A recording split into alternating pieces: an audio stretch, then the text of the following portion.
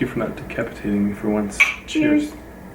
Hi guys. It's been such a long time, it feels, right? It's been like at least 2 weeks, I think, since I've sat down, and it feels really awesome to be here again. Like I feel like I got sort of my routine back.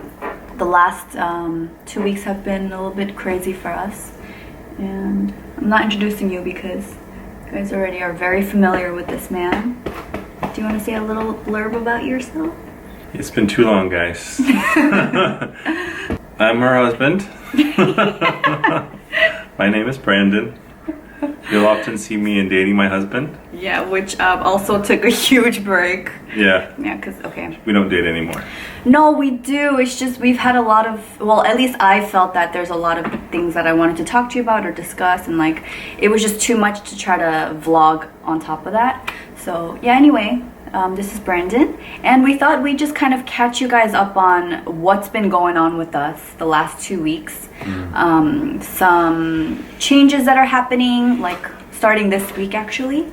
And there's something special that I wanted Brandon to share because he's been doing a challenge, a 30-day challenge on his Instagram and Facebook. And I'd really love for him to like go into detail with that. Maybe you can help me fill in the gaps here because I was going to kind of explain. The last morning chat, I think I mentioned that we might have to move out at the end of February, and that was the last thing that I officially talked about here. But yeah, so not last Tuesday, but the Tuesday before. Let me just make sure I got the times right. January 17th. On Tuesday, Brandon texts me, and it's because he got confirmation from our realtor, or our landlord's realtor, that we have to leave the apartment. Yeah, he said he can't extend our lease. We asked for an extension for about, for at least 6 months, just so that we can figure out our transition. And he took a couple weeks to get back to me because apparently he had to ask his accountant. Very well off dude, apparently he lives in LA and Korea, but anyway, that doesn't matter. But anyway, he finally came back to us the 17th, which means it's about a month before our lease ends, which is a very short time to find another place. So you guys know me, I'm like, I gotta get to stepping, right? So the very next day, on Wednesday, I had to cancel my session with my client in the morning, and then I met with the realtor. Thankfully, my realtor spoke English, and I was purposely looking for someone that was English speaking. And then once we met, it was kind of crazy because she was telling me that she lived in New York for a few years, in one town over from where I grew up. And then it turns out that we both went to the same college. It was like really, it was like, I don't know, serendipitous in a way. And yeah, we clicked really well. And she showed me like 4 or 5 apartments that day. Like Brandon had to work, so he wasn't there, so I was just looking at a bunch of places with her. And after the first apartment, she got a really clear sense of what it was that I was looking for, so she was like already scratching off some of the other apartments off the list. Because for me, like cleanliness was is a huge factor. And for Brandon, your priority was what? Proximity to work and a gym. Oh yeah, that's true. Okay, so work, the commute. He wanted a relatively easy commute. Yeah. So I looked at 4 or 5, and there were 2 that like my heart was kind of set on. I wanted Brandon to like look at the places too with me in person. So we booked an appointment with the realtor that Saturday, and we looked at a few more apartments together, and we wanted to make a decision. So we went from Tuesday finding out that we need to move out, Wednesday looking at a bunch of apartments, and then that Saturday we had signed a contract for a new place before coming home. We're actually really excited about this place. Yeah. Right? You want to talk about some of the perks, babe? Well, it's in the heart of Seoul in Gangnam. I mean, Gangnam is Gangnam is like a very globally recognizable name now, which is awesome. But we're moving there, and we're going to live. I timed it actually during lunch one day, and it's a 8-minute walk from the front of our apartment to the building where I work, and so that's pretty fantastic. And I'm like 3 minutes away from Muji and Hot Tracks, that huge stationery store. Not that I need to do any more shopping because we have been decluttering so much, right? Yeah. But it's nice to know that we have access to it if we wanted. Yeah, I think it'd be kind of cool to explore a little bit. When we go, there's only just like a handful of places that we tend to you know, like brick oven pizza or Muji or whatever, but to really kind of get to know the neighborhood, I think would be really exciting. Very much. Yeah. And Brandon was like, yeah, I can just come home for lunch and you can make me lunch. Yeah, as if she ever cooks. Yeah, we haven't cooked I haven't cooked in a long time. Yes, we're dreamers. Yeah, no, one day, babe, one day. But yeah, our place, it's about half, well, a little more than half the size of our current apartment. So we are downsizing quite a bit. So I got to sell... Sorry. I got to sell most of our smaller things, like some kitchen appliances or, you know, our little stools that we had at the breakfast, what is that, breakfast counter? Is that what it's called? Sure. Oh, okay, I can't think of the name. But Nook. breakfast nook, yes. And yeah, like I was able to sell a lot of the little things to foreigners in like one of the Facebook groups here. But I was really stressed about like our big stuff, like our washer. We have a pretty big washer, but our new apartment has a tiny built-in washer, so we had to sell that. We also had to sell our dining room table, which is, I don't know, if you move your head for a second, babe. Our dining room table's gone, our laundry racks are there, so I'm just drying some blankets. And then, what else? Oh, our dressers. Yeah, we had to sell both of our dressers. And because of my friend Lucy, who's Korean, she actually posted our big stuff for us on Naver. Naver is like the Korean equivalent of like Google. And there is a forum on there. And there's like 15 million people on this one area of like... It's a used furniture or like used things. Yeah, it's a place where you buy used goods. Yeah. So she was like, if we sell your stuff on here, you have like a much wider, you know, range of people that would look at your posts. So yeah, she put it up for me, which was so nice. And then like immediately people started contacting me and we were able to sell our dresser and our dining room table in one day. And then the day after we sold our washer. And it was like a huge weight, literally like lifted off of me. Cause yeah, I was very, very panicked about that. She was very, very panicked about that. It was every time I kept... Everything in general. Yeah, no, because like... See, the other thing was I wanted to film an apartment tour of this place, right? To, you know, for us, but also to share with you guys.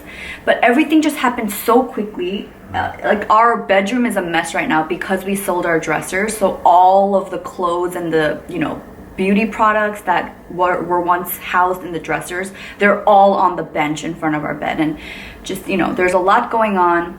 And in my head, I had this timeline of like selling this or getting rid of this and, you know, filming this video to commemorate, you know, our first home together. And just everything got like swept out from under my feet. And yeah, so I was a little bit, you know, frazzled, if you will. Yeah, looking around the apartment and thinking, what am I going to do with this? What if we don't sell this? Like, because ultimately, if we don't end up selling it, we would have to, what, like just leave it downstairs, right? To like our apartment, and they would either throw it out or donate it. No? What I would have done is try to find some storage, some cheap storage space. They do that. Like apartment guys, storage is not cheap though, baby. You know? It's not cheap, but it's a better solution than just throwing away perfectly good stuff. I don't know, I feel like storage is a place where things go. The reality is you haven't looked it up either, so. Okay, anyway, that's another thing that I would have had to do. So yeah, I wanted to sell it. Well, I mean, you didn't need to fight me on the details there because we didn't actually look into it. I'm just saying, I feel like it's like, it sounds like an easy solution, but then I feel like once things go into storage, it's easy to just like make the monthly payments and then month after month it just kind of sits there, right? And that's like another step because after that then we'd have to look for some place to sell it to. No, there's a lot of assumptions there that I think are unproven. It just would have been more work for me is all I'm saying. Okay. So it's been a crazy 2 weeks, but it's been great because everything worked out. And the place that we wanted, basically the landlord was like, you guys need to move in ASAP or we're going to give it to someone else. So we could have stayed in our current apartment until February 22nd. But yeah, if we didn't move in by the first weekend of February, we were going to lose this apartment and we really wanted it. So we actually had to talk to our landlord, ask if we can, you know, cut our contract a little bit shorter. And we were supposed to move in this coming Saturday, February 4th. But then we found out that if you move on a weekend or a weekday, there's a $200 difference in hiring movers. So we're like, okay, let's just move on Thursday because Friday is considered the weekend. So we saved $200. We're moving on Thursday, and the moving situation in Korea is very interesting. Do you want to talk about the whole pojang thing? Well, I don't really have much experience moving in the States because I was too young to remember that. But apparently in America, especially, you have to like pack everything yourself in boxes and then the movers come and move it once it's all ready to be moved.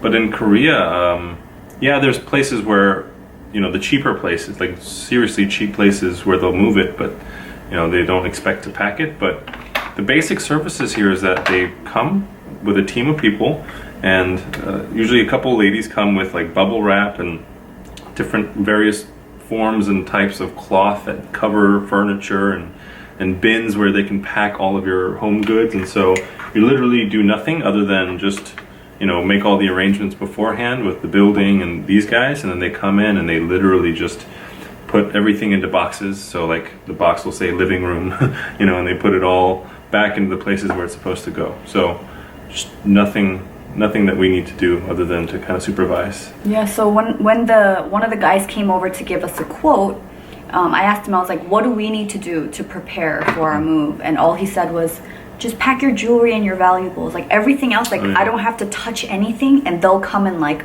wrap everything up. That's really cool.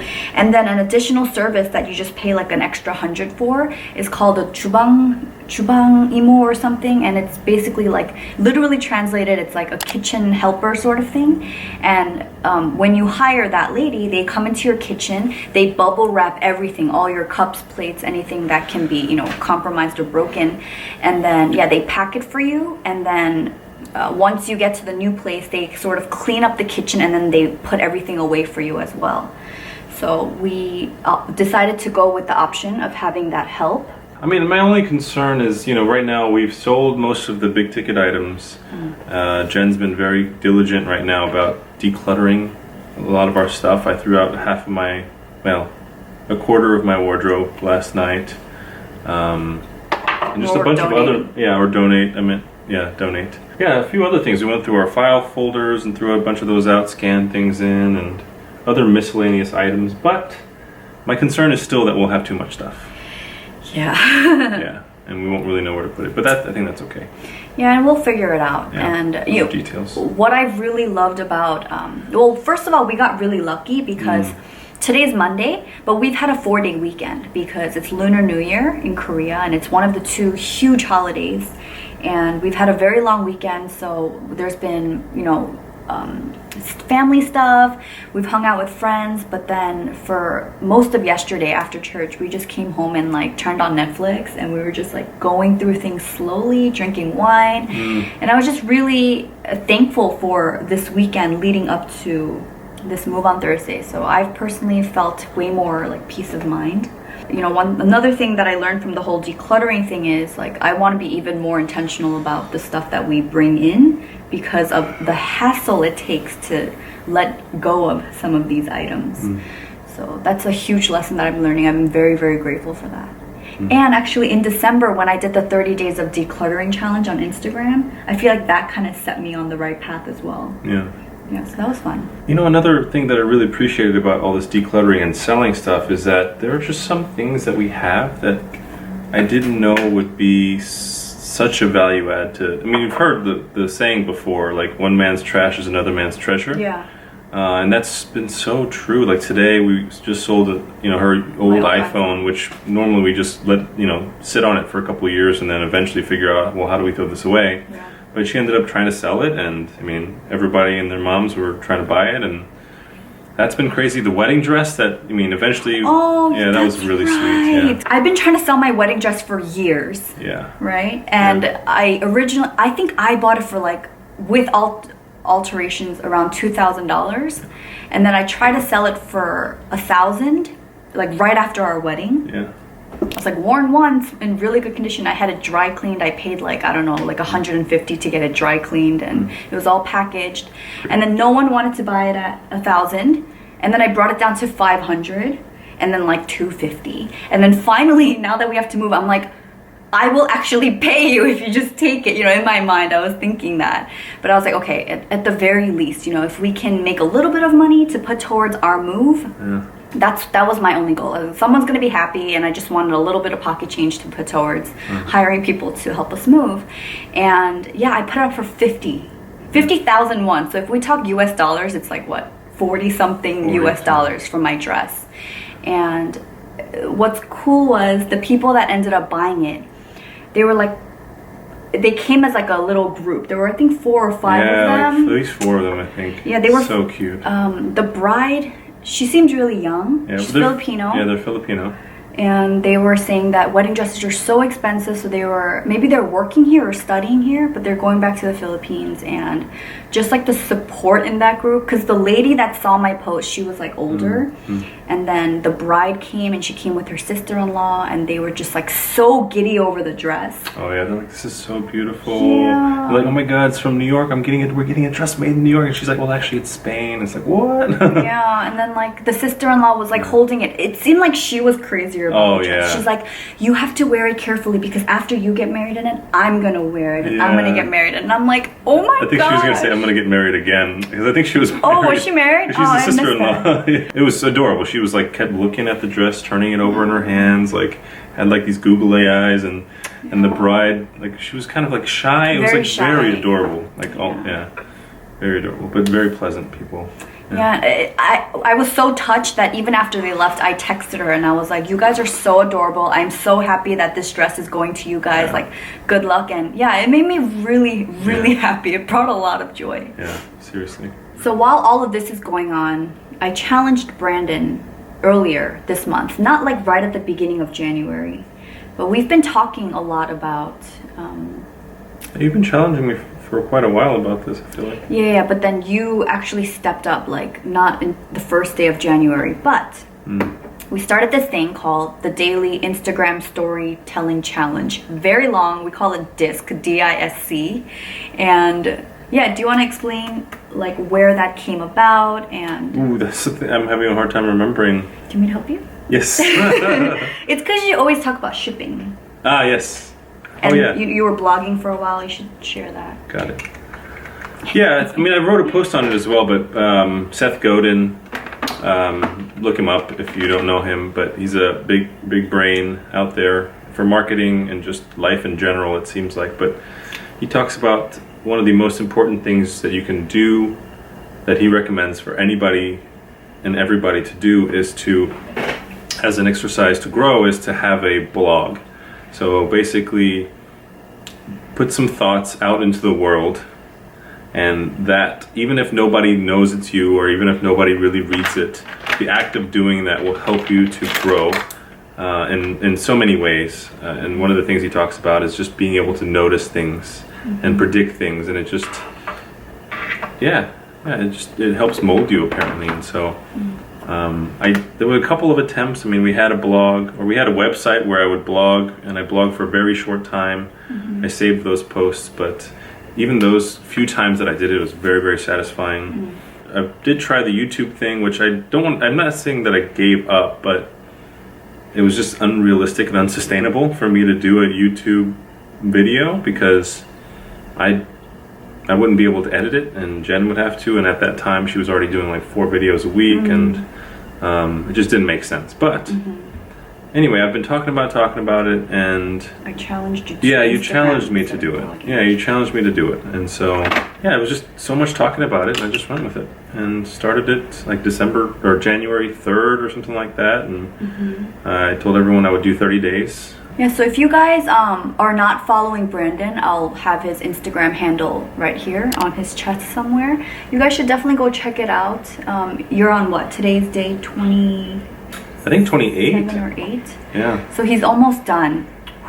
But what happened was, what I was originally thinking was, it was more of an exercise of, yes, I wanted him to have a product to like ship out, but also to, one of the things that I wanted for you was to be present, right? So during the day, whether you're engaging with a coworker, just to notice things around you, and to just capture those moments in a photo, and then just put it up on Instagram, even with like a short caption. but you like totally like level up, and like he's been just writing stories, and it became like little mini stories. Well, yeah, part of that was also that shipping was important, but the second part of that was, and the reason it's called the Daily Instagram Storytelling Challenge is because I have a hard time telling stories. I have a hard time absorbing experiences and being able to relay them in an interesting way.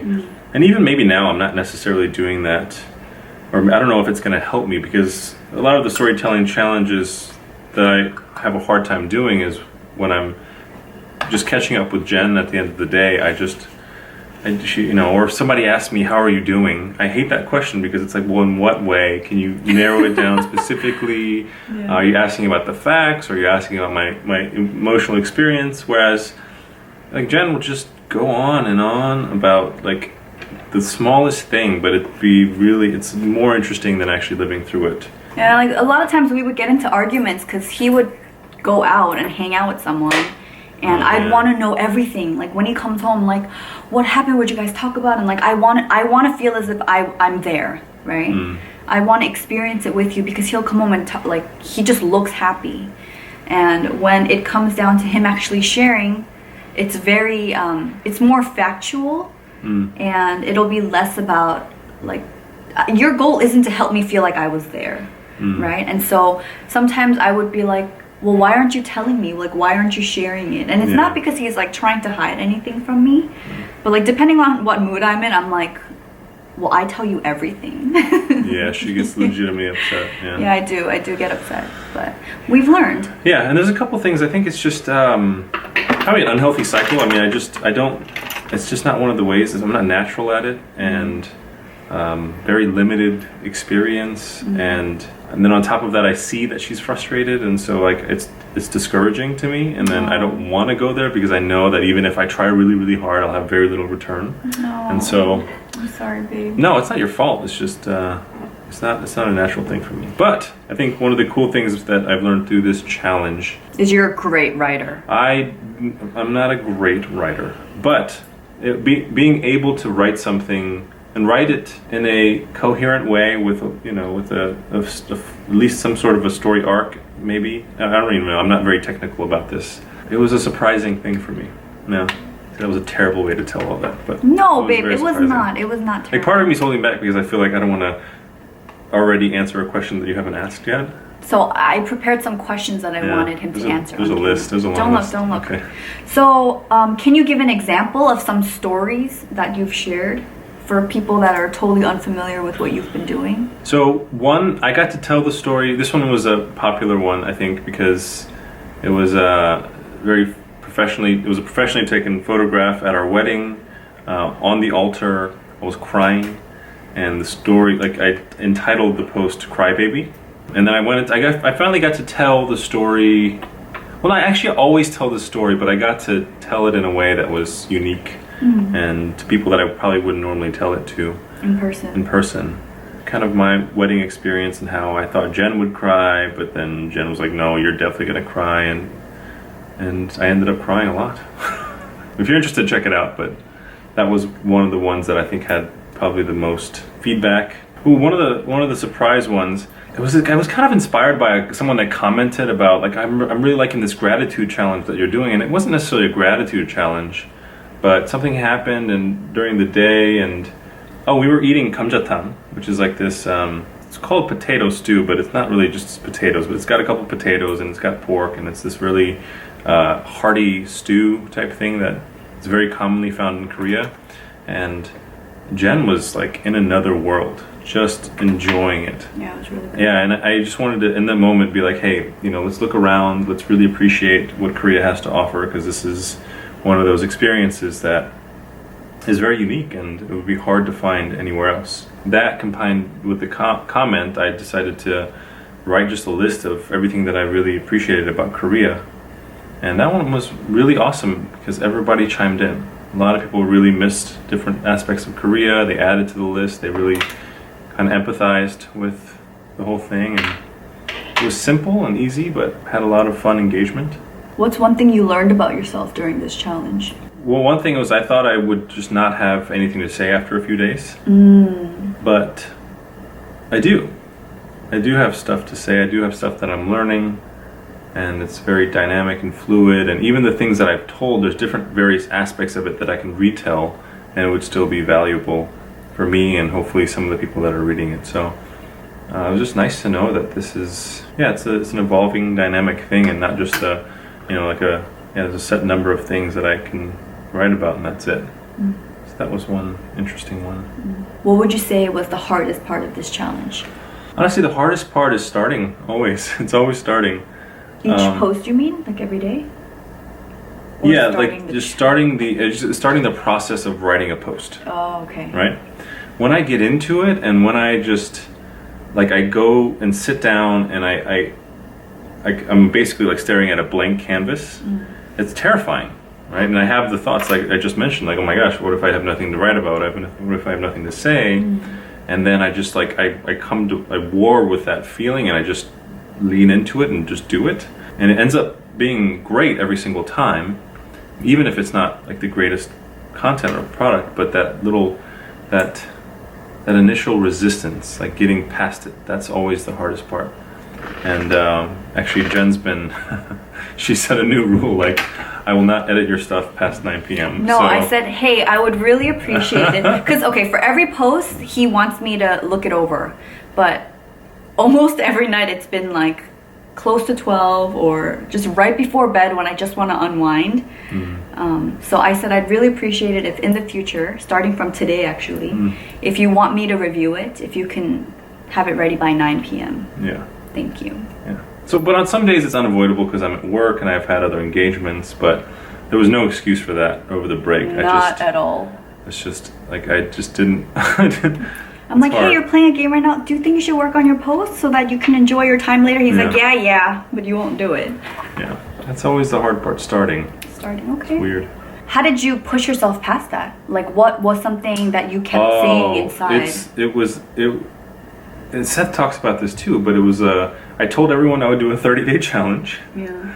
And so I think people ask him a lot, like, well, how do you keep writing? How do you always have something to say? He basically says, well, when you say that to everyone and that you're going to post every day, there's just no question about whether or not you're going to post every day. You just post.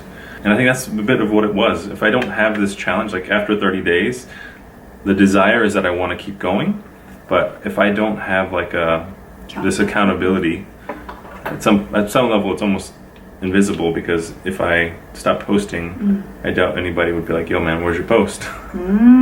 But yeah, the fact that I said I would do it and it's public, I just do it. That's why, like, the other day it was like 3 a.m. and I didn't have a post, and I was like half drunk, but I just posted. Well, what about those days where you had the reservoir posts? You want to talk about that? Yes. One of the things that has helped, because I'm not doing this full time or whatever, is in my head the ideal situation was I write around 3 posts a day, and then I have a huge buffer and I pull from the best stuff, because I just want to put the best of the best out there. The way that it's been happening is when I do sit down to write, I try to pump out 3 posts.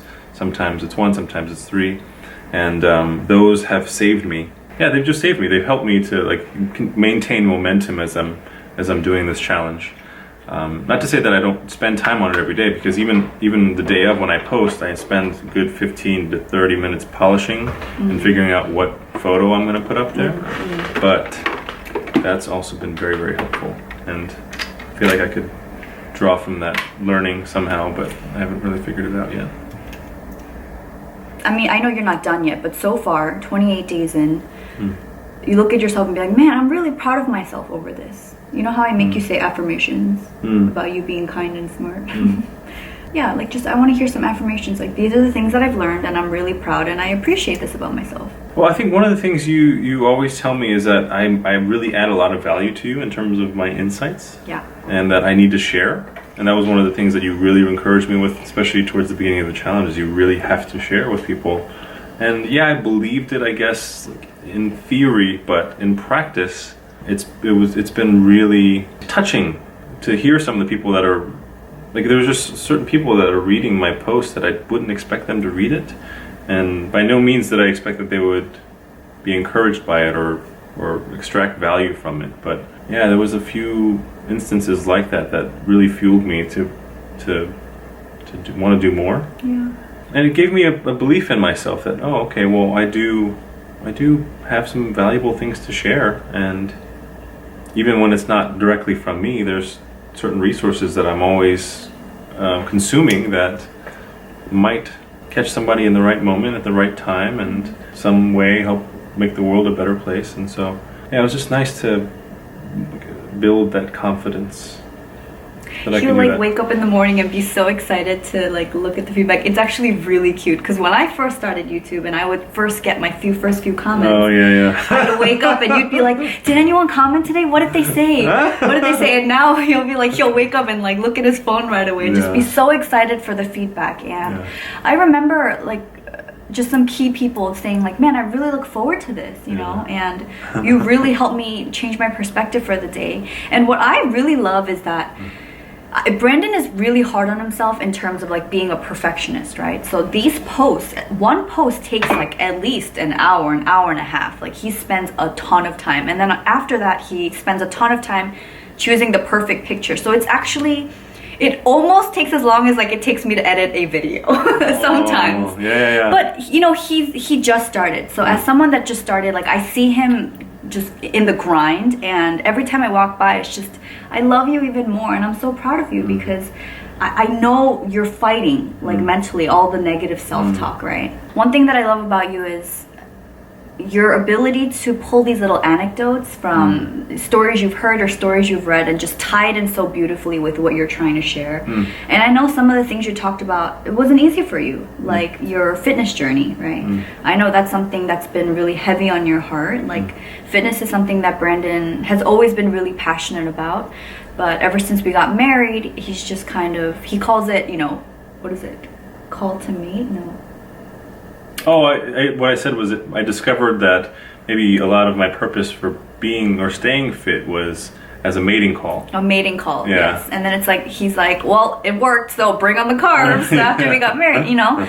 But he jokes about it. I know what a toll it's taken on you in terms of like you not being at the top of your fitness game. So that's something that we both want to get back on. Probably Brandon more than me.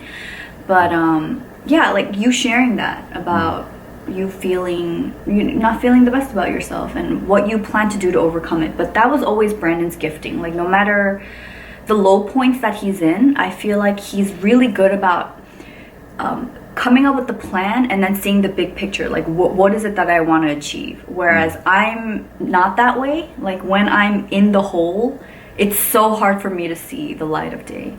And so even though he shares things that he's struggling with, I feel like there's always so much hope there.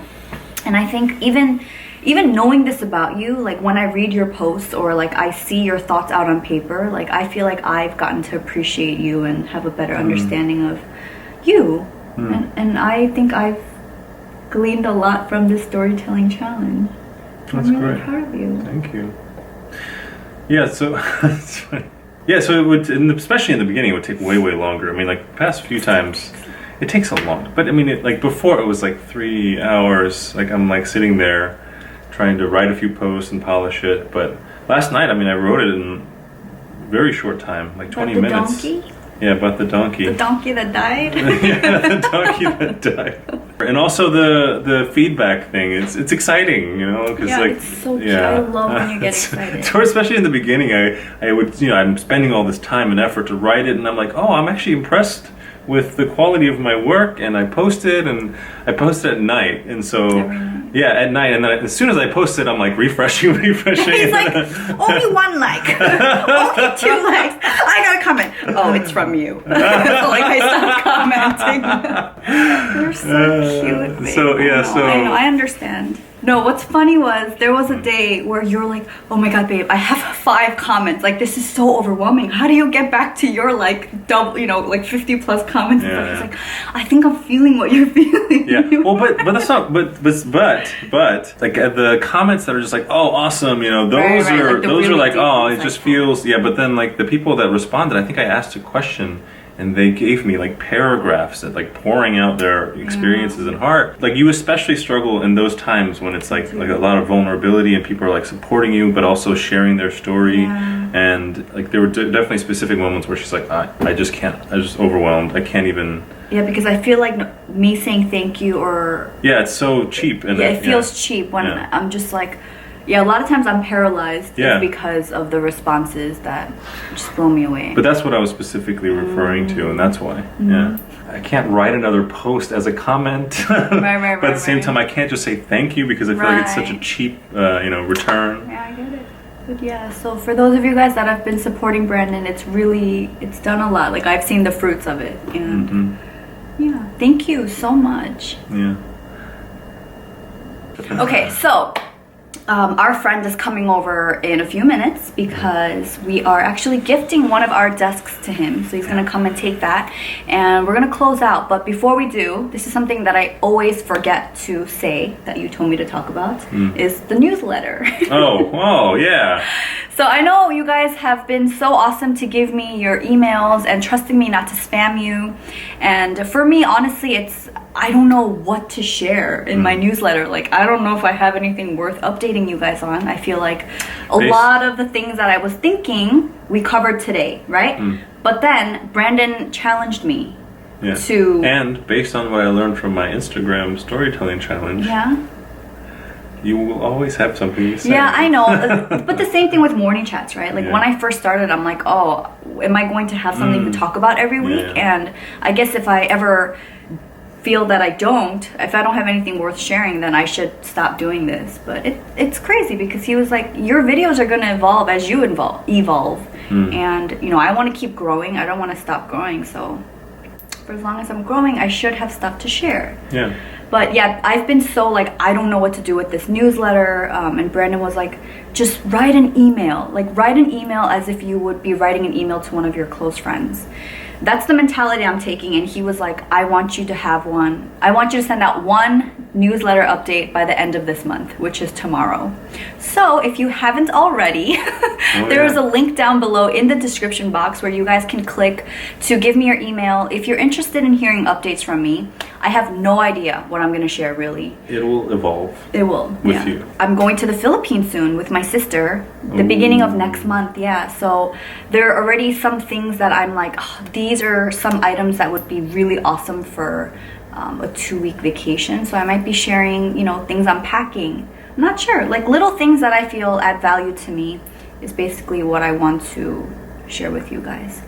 So like I said, if you haven't signed up already and you're interested in whatever I might be sending out tomorrow, there's a link down below. Yeah, there you go. I said it. He's always like, you gotta tell people, you gotta ask them to sign up at the end of every video. And I'm like, I will.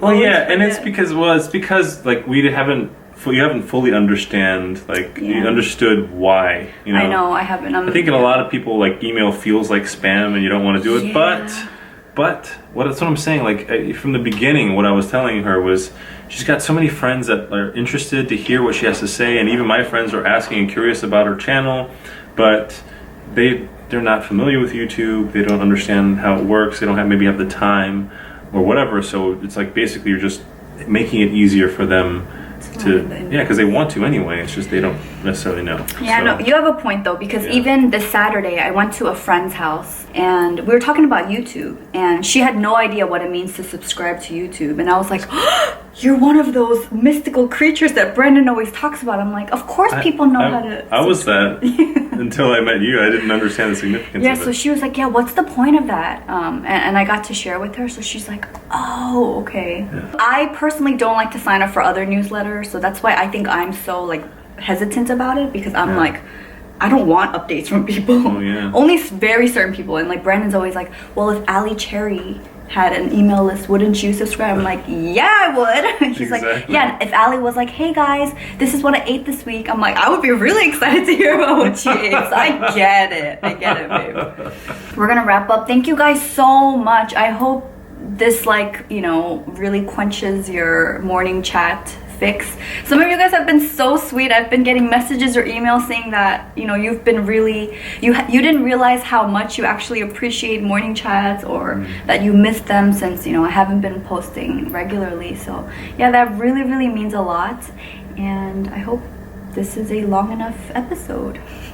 Yeah, we've been yammering on for a long time. Thank you guys so much. We hope you have a great week, and the next time I see you will probably be in our new place. Bye.